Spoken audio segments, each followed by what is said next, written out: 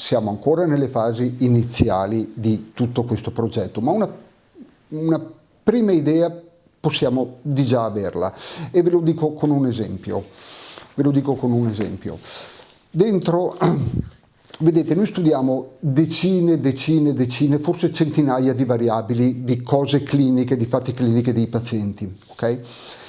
E si comincia con l'età, ad esempio, no? Ora, uno potrebbe pensare che i pazienti ricoverati a Conegliano, ad Adria o a Bassano per il nostro studio, in ogni altro ospedale per tutti gli altri pazienti, abbiano un'età simile, media per l'infarto. Così si dovrebbe pensare. Nei nostri pazienti l'età media, lo saprete, è di 67 anni. Okay? Questa è l'età media dei nostri pazienti infartuati.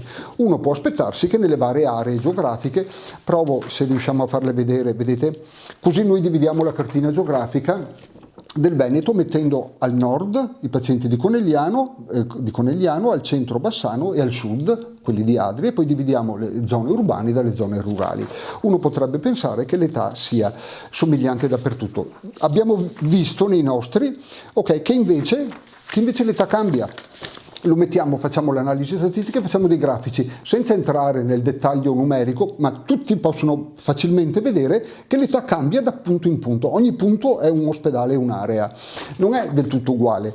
Già questa da sola potrebbe essere una ragione per indagare perché in un ospedale il paziente ha un'età più elevata e in un ospedale ce l'ha invece un'età più bassa. Già da sola questa può essere una ragione di investigazione, di così. E così questo metodo lo abbiamo applicato dappertutto. Un altro aspetto, per esempio, riguarda la scolarità, per prendere solo le caratteristiche di base. I pazienti non hanno la scolarità media uguale, tutti quanti, no. Cambia da posto a posto, vero? Delle aree hanno scolarità maggiore, delle aree hanno scolarità minore, e questo può influenzare. Vi sono degli studi, soprattutto americani, che mettono in relazione il livello di istruzione e l'andamento della malattia. E questo è un altro punto. E ve ne dico un altro ancora punto più clinico, anzi prima di arrivare a quello più clinico vi nomino dell'alcol, che vedo insieme a voi quasi un po' come una novità. Anche l'assunzione di alcol non è uguale in tutte le regioni, è vero? È diversa dal nord al sud del Veneto. Voi direste che è più alta al nord o al sud? Vi dico è più alta al nord. Al nord del Veneto si beve di più rispetto al sud, lo dico così come piccola. Poi che questo abbia una rilevanza nell'andamento della malattia è da stabilire, ma intanto studiamo la differenza. Quando noi faremo poi, quando l'ULSS, quando la regione, quando chiunque ha buona volontà farà dei progetti di prevenzione sul territorio a livello locale dei pazienti, potrà tenere in considerazione di questi aspetti. Laddove l'assunzione di alcol, ad esempio, è maggiore, lì si potrà fare una campagna di prevenzione. Questo è un esempio di modo di procedere. E in ultimo vi faccio l'esempio del tempo precoronarico. Sapete cos'è il tempo precoronarico? È il tempo che passa da quando il paziente ha i sintomi, quando dice ho dolore al petto ad esempio, a quando entra in ospedale e iniziano le cure. Questo tempo è cruciale per la sopravvivenza.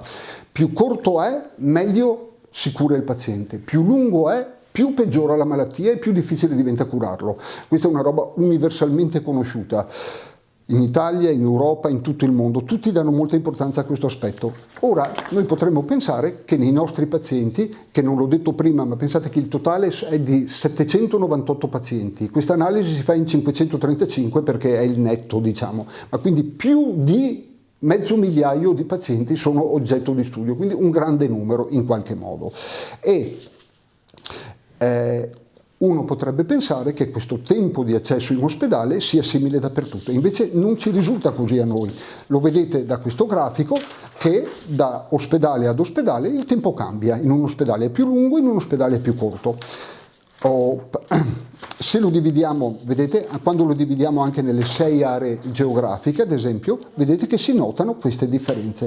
Questo può avere una rilevanza sulla cura, sulla terapia e sull'outcome, sul miglioramento del paziente. Ed è un aspetto da tenere di conto. Queste sono osservazioni preliminari che noi facciamo e sono oggetto di studio. Ma però siamo stati di recente, così prendo l'occasione per dirlo anche alla cittadinanza locale, ai lettori del giornale. Meno di un paio di mesi fa siamo stati invitati a Chicago all'American Heart Association, che è uno dei congressi più prestigiosi e antichi di cardiologia. A noi ha fatto molto piacere perché ci hanno invitati a presentare lì a Chicago i dati dei nostri pazienti, della nostra ULSS, della nostra fondazione. Vorrei, perché ho nominato ULSS, anche dire che tutto questo lavoro che noi facciamo con la fondazione ha il supporto sia della nostra ULSS di Treviso sia della Regione del Veneto, e noi siamo molto grati per questo supporto e per questo sostegno che ci danno. È un aiuto molto molto importante per noi e noi speriamo di ricambiarlo con la nostra buona volontà. A Chicago abbiamo invitato questa volta il nostro allievo David, che ho nominato prima, che è studente di medicina. Come è andato il congresso di Chicago? Come ti è sembrato? È stata la sua prima esperienza congressuale. Il congresso è andato molto bene, abbiamo presentato nei 2 giorni di congresso 3 lavori.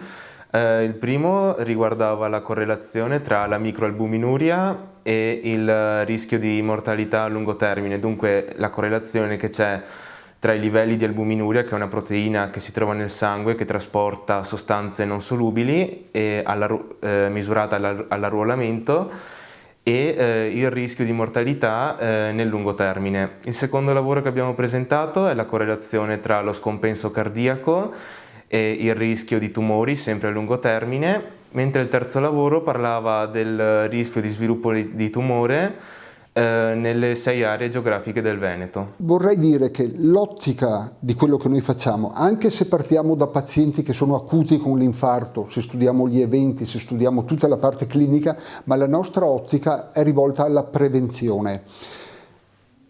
Come dire nella pratica?